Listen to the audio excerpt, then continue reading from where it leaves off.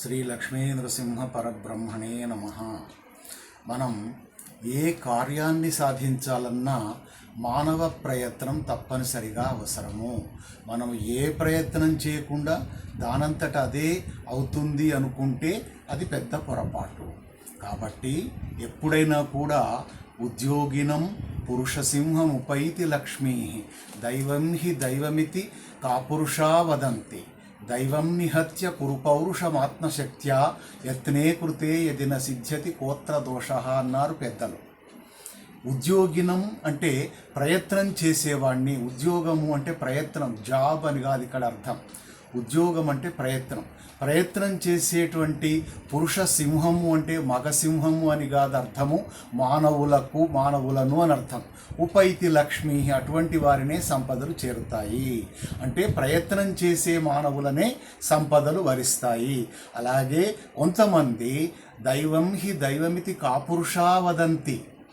దుర్మార్గులు అంటే నీచమైన వాళ్ళు, అల్పమైన వాళ్ళు ఏమంటారంటే దైవం హి దైవమితి, దేవుడు ఉన్నాడు కదా, దేవుడే చూస్తాడు, మనం ఏమి చేయవలసిన అవసరం లేదు, అంతా ఆయనే చేస్తాడు అని పూర్తిగా దేవుడి మీద భారం వేసి వదిలిపెడతారు.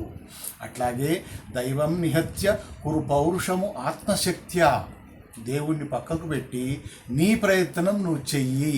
అప్పుడు యత్నే కృతే యది నసిద్ధ్యతి కోత్ర దోష, ప్రయత్నం చేసినప్పటికీ కూడా సాధ్యం కాకపోతే అందులో తప్పేమున్నది? కనుక మన ప్రయత్నం మనం చేయాలి. ప్రయత్నం చేసినట్టయితే తప్పనిసరిగా ఆ ఏ కార్యమైనా సాధ్యమవుతుంది. అందుకే షడ్భాగంతు మనుష్యాణం సప్తమం దైవ చింతనం అన్నారు పెద్దలు. 6 వంతులు 6 భాగాలు మనం చేసే ప్రయత్నం మనం చేసి 7వ భాగం దేవుడిపై వదిలిపెట్టాలి.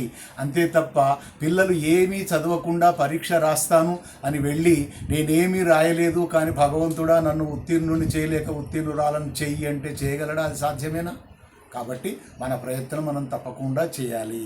అది ఇంకా ఎట్లా ఉంటుందంటే ఉద్యమేన హి సిద్ధ్యంతి అన్నట్టు సింహం మృగరాజు అయినప్పటికీ వనానికంతటికి అధిపతి అయినప్పటికీ అది ఆహారం కొరకు ఎటు బయటికి వెళ్లకుండా తన గుహలోనే నిద్రించినట్టయితే అడవి జంతువులు వచ్చి దాని నోట్లో పడి ఆహారంగా మారిపోతాయా?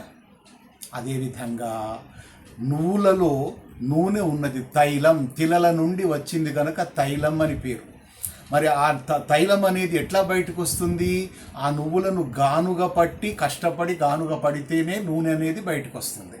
కాబట్టి ఏ ప్రయత్నం చేయకుండా నా దైవమితి సంచింత్య త్యజేదుద్యోగమాత్మనః, దేవుడే కాపాడుతాడు, దేవుడే తెస్తాడు అని కాకుండా మనం చేసే ప్రయత్నం మనం చేయాలి. కనుక ఈ రకంగా సోమరితనం అలవాటు చేసుకోకుండా మనం ఏ కార్యాన్ని సాధించడానికైనా ముందడుగు వేసి కష్టపడి పని చేసినట్టయితే తప్పనిసరిగా దానికి తగిన ఫలితం అనేది లభిస్తుంది. కష్టే ఫలి అని, కష్టపడ్డవాడికే ఫలితం లభిస్తుంది. కనుక సోమరితనంగా ఉండకూడదు. కష్టపడి పని చేస్తే అసాధ్యం అనేది ఏదీ లేదు, అన్నీ సుసాధ్యములే.